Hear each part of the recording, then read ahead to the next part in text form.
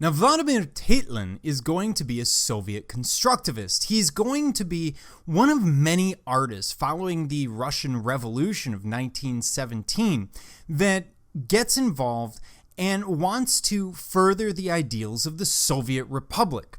So what he does is he tries to create things that are going to encourage the people to follow their socialist or Soviet ideals. Now, he is a constructivist. He's known as a Soviet constructivist, and this means that he tends to focus on materials and their characteristics. So we see pieces like this. This is a sort of installation piece that goes across a corner of a gallery, and in it, he's using different materials to their greatest strengths. For example, the metals that are used are all bent because that's what metal does. Rope is tensioned. Wood is nailed. So he's using it to get across its best material characteristic. But that's not why we're looking at Tatlin. Rather, we're looking at his monument to the Third International.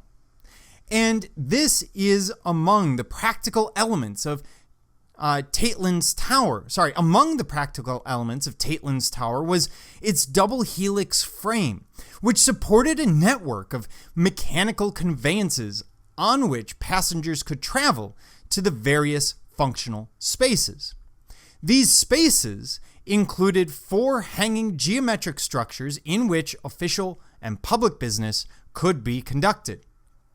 The largest of the 4 was intended to house the legislative branch at the base level. And so we see this massive cylindrical form, sometimes seen as a cube form, as we see here. In this model, it looks a little more cylindrical, but you get the idea. The second structure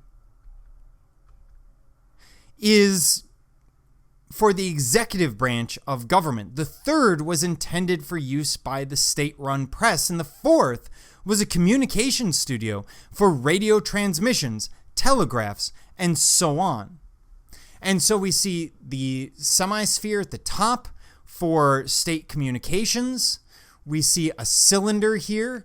We see a pyramid form, and each one would rotate at a different frequency. The largest taking a year to complete its rotation, the cube at the bottom, moving all the way up to the smallest taking a single day.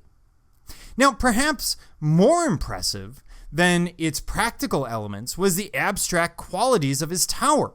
Its 4 geometric architectural spaces suggested the idealistic collectivism that was supposed to define the modern socialist Russian culture.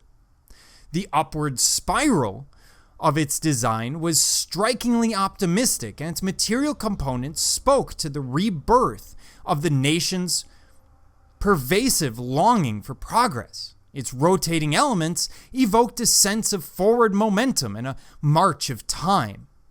Its hollow frame embodied the abstract modernist ideal of creating volume without creating mass. Is sort of a looser artistic idea of the time.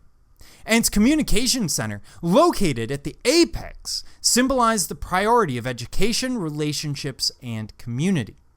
Most importantly of all, the structure was transparent, an abstract promise that, unlike the past, the new Russia would conduct its business in full public view. Now, the tower is, of course, never built, and these illustrations, although interesting, are simply taking the model that was built and applying it in the appropriate scale to St. Petersburg, where it would have been built or potentially have been built. Now, the problem is it would have been incredibly expensive, and Stalin, by the time he comes to power and sees Tatlin's tower, kind of looks at it and goes, we don't have the budget for that. It's a brilliant idea, but it's never going to be built. There are a lot of other things going on. So it never gets built, but the models still exist. Photos of the models still exist. The idea exists. And sometimes with art, it's not about the finished product. Sometimes it's about the process by which we get there and the process of design, all the thought that's going into it, which we fully see illustrated in Tatlin's tower.